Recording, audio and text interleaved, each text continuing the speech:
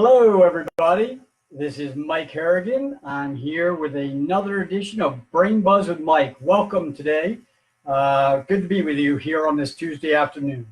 So I'm going to jump right into our topic of the day, which is why is sleep so important, right? And we actually, in later discussions, we're going to talk about, the causes of poor sleep and how to get better sleep. But today we're really going to focus on why it's so important. And we actually really believe this, and so much so that we actually made it one of our 4 pillars of brain health. Our 4 pillars, as we see it, of brain health are nutrition, exercise, sleep, and training the brain. We call it NEST, N-E-S-T, nutrition, exercise, sleep, and training the brain. So we actually really do recognize this as a vital part of our lives and critical to our brain and body health. So let's start with a misnomer, a common misconception that's out there. And that is that sleep is a passive state of mind. Nothing, and I mean nothing, could be farther from the truth. It's actually debatable whether or not it is more active state of mind than when we're awake. But certainly it is a very active state of mind and is critical to our proper brain and body health. There are actually 4 stages of sleep, not counting when you're awake, that you go through each night. And you actually want to cycle through these 4 stages really about 5 times a night. There's a kind of a light sleep, and it's a little deeper. And then you get into your truly deep sleep, which is the critical stage. And then you go to REM state, where you're dreaming, right? And you need to cycle through that multiple times per night for optimal brain and body health. Okay, so let's talk about a few things that happen while we're sleeping and why it's so important. So the first thing that happens while you're sleeping, one of the things that happens while you're sleeping, is that memories get consolidated and converted from short-term to long-term. So throughout the day, what's happening in our brains is we're making connections with everything we see, everything we touch, smell, hear, everything we encounter. Our brain is making connections in our brain, right? And so what happens at night is the brain goes through and tries to organize all that. It's in a constant state of strengthening certain connections and pruning other connections, actually literally cutting out those connections because they deem them as less important, and it needs to clear up space, right? So we are constantly in a state of creating connections and pruning some, but at night it goes through and kind of organizes that, and so that's very, very important for us. In fact, it's been shown in one study that when people were shown a certain skill and then retested on it hours later, they did a skill that required certain motor function, right? And then they went and retested the people to see how well they remembered that skill later on, about 8-10 hours later. But they did it for some people, those 8 or 10 hours were while they were awake, and for other people, it was done after sleep.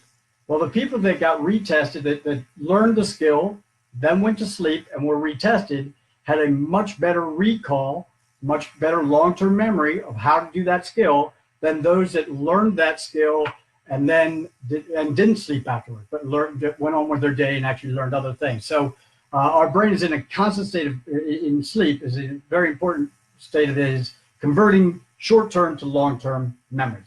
A second thing that happens while we're sleeping that is very, very important is it cleans out debris from our brain. So throughout the day, we're metabolizing, right? Everything we do in life requires energy. So our brains send oxygen through our blood and nutrients through our blood throughout our body in order to provide energy for that body. So if we're doing a lot of lifting of weights with our arms, our brain will send nutrients and oxygenated blood to our arms so that it can burn that energy and metabolize, and so we can do that, right? Well, what happens in our body is that debris that gets left over from the metabolism, which happens just like you create a fire in your backyard, those logs turn into ash. Your body does the same thing. When it metabolizes those nutrients, debris, toxins get left behind. So we have a lymph system that clears that out of our body throughout the day. but we don't have a lymph system in the same way in our brain. We don't clear it out the same way in our brain. And that's a very important fact to note here. And now let's take that and couple that with another important fact about the brain. And that is that our brains metabolize 25% of what our overall body metabolizes. So if you burn 2,000 calories in a day, that 3-pound blob in your head, that thing that's about 2% of your body weight, is metabolizing 500 of those 2,000 calories, approximately. So that's a lot of debris that's being left behind in our brains, and it doesn't get cleared out very much during the day. So at night, in our deeper cycles of sleep, our brain literally expands, and the gaps between our cells expand, and we have spinal cranial fluid that washes through our brain and clears it away. And so all that debris that gets washed away, all those toxins get moved out so that our brain can function better. If it gets left behind, it just clogs everything up. Another important fact to know about that is that many of those toxins which get left behind are actually beta-amyloid. And for those who don't know, that's kind of a precursor for Alzheimer's. That beta-amyloid is kind of a precursor for the plaque that builds up and ultimately results in Alzheimer's disease. There's a lot of studies that show a direct connection between poor sleep and Alzheimer's. And part of that reasoning is that the toxins are not getting washed away at night. So that's another critical aspect of sleep that we really want to make sure we pay attention to. Another thing that gets impeded or impaired by poor sleep is our cognitive function itself, our ability to think well and react well during the day. Specifically, executive function gets compromised. Executive function, if you remember, is our ability to make smart decisions, rational decisions throughout the day. Another skill that gets very, very compromised is those skills that require multiple body movements and multiple sensory inputs. So if there's a skill like driving, for instance, that requires us to use our hands and our legs while we're processing information through our eyes, while we're processing auditory information, all that multisensory processing that needs to take place gets compromised, especially if we have sleep deprivation, if we're not getting our proper sleep. So think about that. Think about the activities that we do on a daily basis that require us to be able to move various parts of our body and think rationally via different data sets coming in from our different senses. Most of the important things we do throughout the day require that. And those are the types of skills that get compromised when we have poor sleep. Working memory is another skill that gets compromised. If you remember from earlier discussions, working memory is a critical defining skill of our intelligence. It's our ability to get a piece of information, hold on to that piece of information for a short period of time, seconds or minutes, while we get more information, and then the ability to marry those two data points together to make a smart decision out of it. We do this all the time without even knowing it. It's a critical skill, and yet another one that gets hampered by poor sleep, by sleep deprivation. And now one last cognitive skill that is impeded by poor sleep is creativity. There have been many studies shown that our divergent thinking, that is the thinking that allows us to have flexibility, to have originality, to recognize patterns in things, to have fluency in our thoughts. Those types of skills get compromised if we have poor sleep. Other studies actually show that with good, strong sleep, the participants are much better able to recognize patterns, to do things quicker, to come up with better decisions that are out of the box type of decisions. So creativity is another important skill set that is compromised by improper or poor sleep. So what is that amount of sleep that we're talking about? 6 to 8 hours is really what most of the studies are demonstrating for adults. A little bit more for kids, okay? But you really want to get to 6 to 8 hours of sleep every night. And many studies show that if you deplete that, if you get less than that, even for a short period of time, over 14 days, many of these skills are going to get very, are going to be hindered quite a bit. So let's move on. One more thing that sleep, there are a couple others, but that poor sleep hinders is overall physical health. Now, not everything else we've been talking about is really the brain, but your physical health gets compromised by poor sleep as well.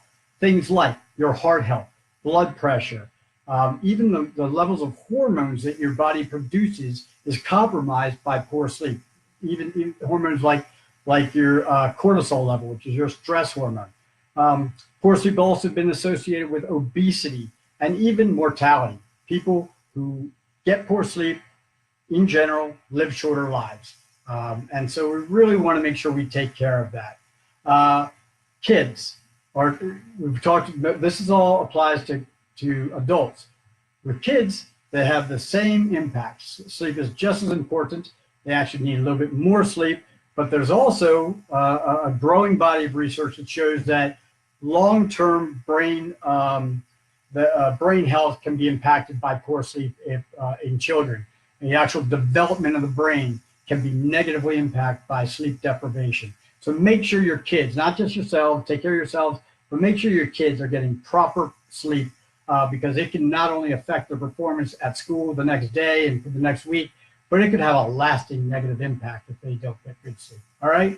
So that's our discussion today. I know that there's going to be a lot of questions about how do we take care of or get better sleep and how do we recognize things that are going to be impeding our sleep.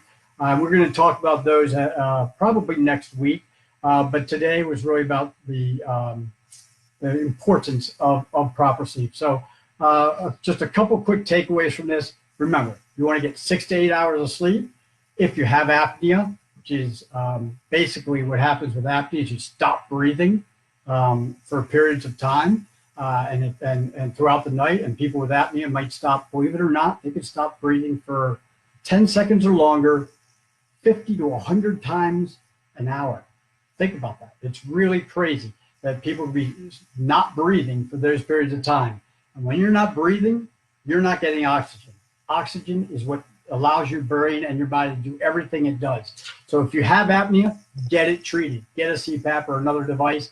If you're not sure if you have apnea, but you're snoring, go to your doctor and ask for a sleep study so that you can find out if you have apnea and get that treated. All right.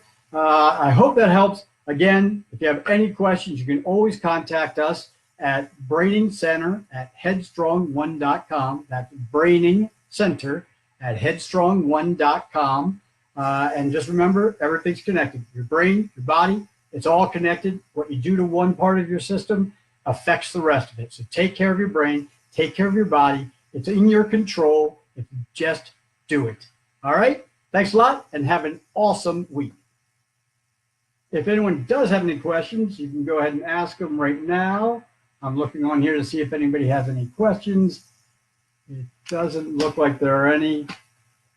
All right. Well, then have an awesome week. And again, as always, you can contact us at the Braining Center.